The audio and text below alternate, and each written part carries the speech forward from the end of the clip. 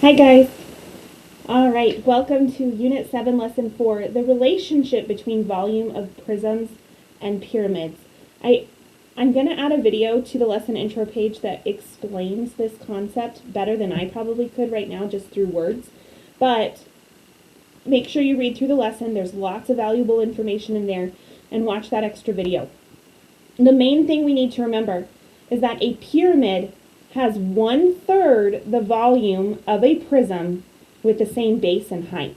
Okay, so if their bases match and their heights match, then a pyramid, you could fit 3 pyramids in one prism. That's what that's saying.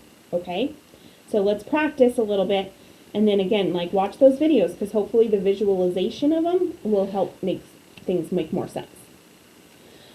Okay, our first example is number 2 on your practice. A rectangular prism has a base area of 25 inches squared and a volume of 125 inches cubed. If a rectangular pyramid has a congruent base and height congruent to the prism, what is the height of the pyramid? Okay, so let's see here. First off, we're given the volume information for the prism, okay? We also know that the pyramid has the same height and the same base. So for volume of a rectangular prism, remember we do length times width times height. Well, we know the volume, okay, is 125. They already skipped a step. They already did length times width. That is the area of the base, right? And that's what this is. So for this whole thing, we're going to plug in a 25. And we're looking for our height. So to solve for that, I would divide both sides by 25, canceling it out on the right, leaving me with my height, and then 125 divided by 25, which is 5. And we are talking in terms of inches.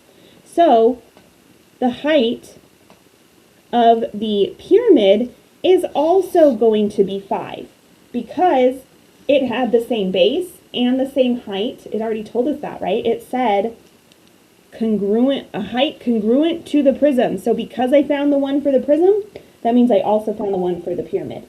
Okay? So I hope that makes sense.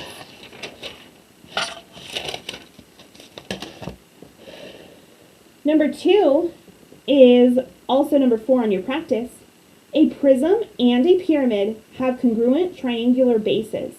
If their heights are both 15 meters, what is the volume of each shape? Excuse me. So with this, the first thing I'm going to do is I'm going to focus on the prism, okay? Because that volume is just length times width times height.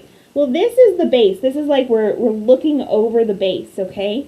So in order to find the area of, oh, and I shouldn't have written it like that. So first I need to find the area of the triangle. Let's do that first. Area of the triangle, well, that's equal to 1/2 times the base times the height of the triangle. So right now I'm just focused on the base. I'm not focused on volume yet, or the height. So with this, that would be equal to 1/2. My base is 16. And my height of this triangle is 7.